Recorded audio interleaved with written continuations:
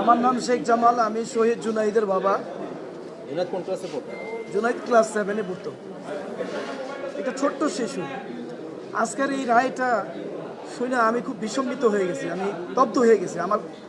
আমি কি বলবো, আমার তো বলার কোনো ভাষা নেই। যে আমার নিজের কাছেই খারাপ লাগতেছে যে এরকম একটি ক্লাস 7-এ পড়া একটা বাচ্চা, ছোট্ট বাচ্চা, তার মাথায় এইভাবে গুলি করে এদিক দিয়ে বের করে দিচ্ছে।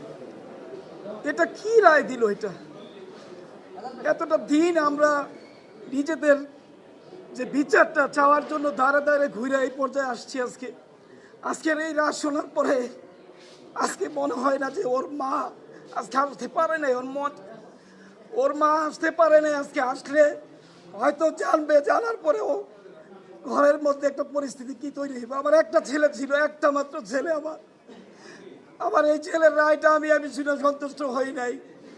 মনের মধ্যে অনেক জ্বালা, আমার অনেক যন্ত্রণা। আমি ভুগতেছি যে আমার কিরকম লাগে। প্রতিটা রাত্র আমরা ঘুমাইতে পারি না। আমাদের এখন রীতিমতো আমরা চলাফেরায় ভয় পাই যে আমাদের পরবর্তী স্টেপগুলি কি আসতে পারে, কি হবে। আমাদের জানের কোনো নিরাপত্তা নাই। কেউ আমাদের এই ব্যাপারে কোনো সহযোগিতা করতেছে না। যেই শহীদ পরিবারগুলি রাস্তাঘাটে চলাফেরা করে